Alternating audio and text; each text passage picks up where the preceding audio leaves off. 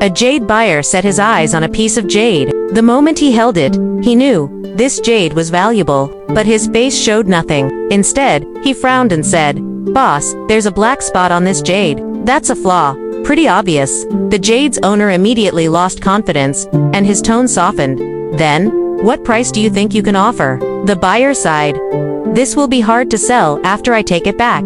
Since we go way back, I'll give you 2 or 3 yuan. After some back and forth, the jade that originally cost 20 yuan was finally bought for less than a quarter of that price. But the story isn't over. Back at his own shop, the buyer instantly changed his tune and priced the jade at 50 yuan. A customer took interest and raised the same concern.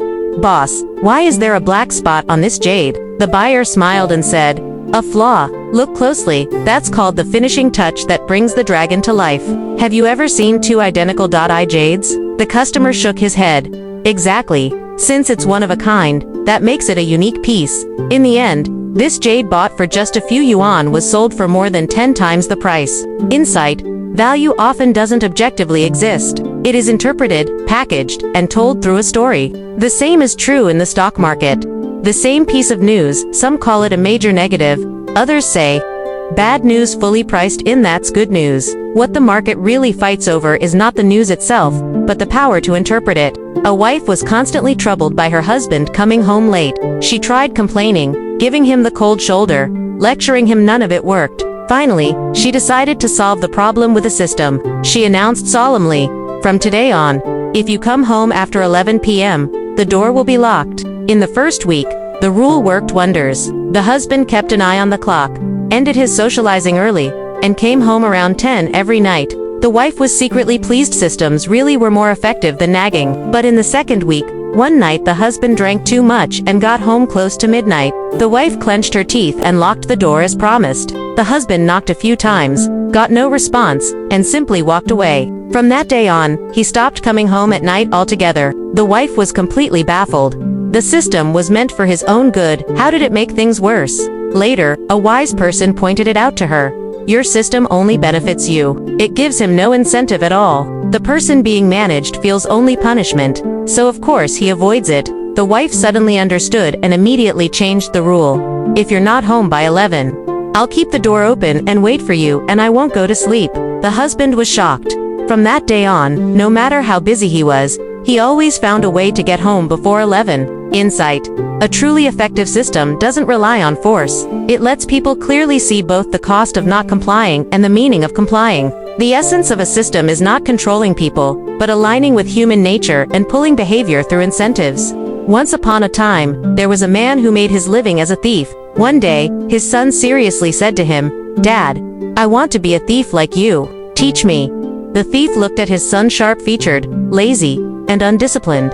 If the boy didn't learn some kind of skill, he might not even be able to survive in the future. After much hesitation, the father finally nodded. One night, the thief took his son to sneak into a household. They dug a hole in the wall and slipped into the courtyard. Finding the storage room, the father told his son to go inside and look for valuables. The moment the son stepped in, the father suddenly locked the door from the outside. Then he ran into the courtyard and shouted loudly, deliberately waking the entire household, before escaping through the hole in the wall. The homeowners were jolted awake, lights blazing everywhere. Seeing the hole in the wall, they assumed the thief had already fled.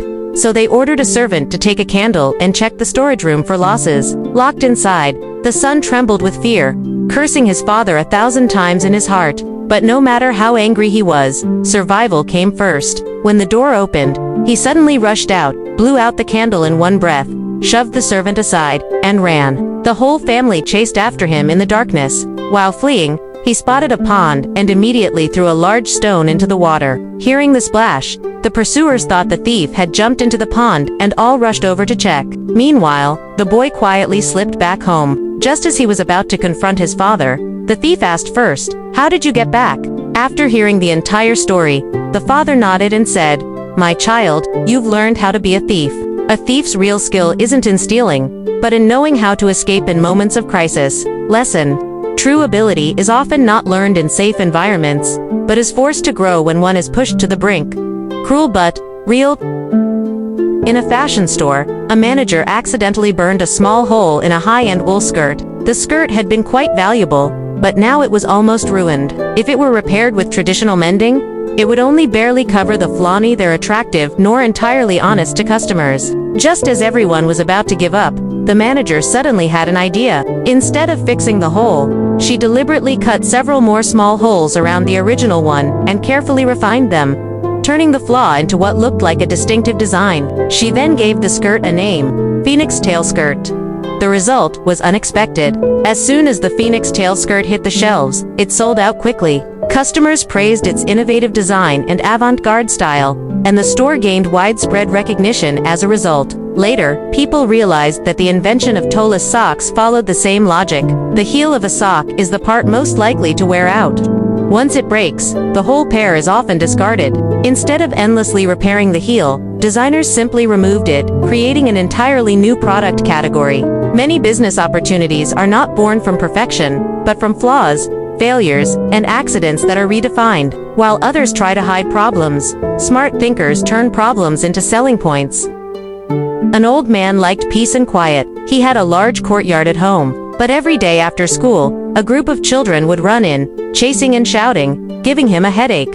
Chasing them away didn't work. The kids would laugh and run off, only to return the next day. Scolding them didn't help either. There would be brief silence, but no real solution. One day, the old man suddenly changed his approach. Smiling, he said to the children, "If you come play in my courtyard, I'll give each of you 1 yuan." The children were thrilled and came even more often. 2 weeks later, the old man said, "Money's a bit tight lately. 1 yuan becomes 50 cents. The children were a little unhappy, but they still came. After a while, 50 cents became 20 cents. Later still, the old man said, "No money today." The children immediately exploded. "No pay, and you still want us to come? What's that supposed to be?" From that day on, the courtyard suddenly became quiet.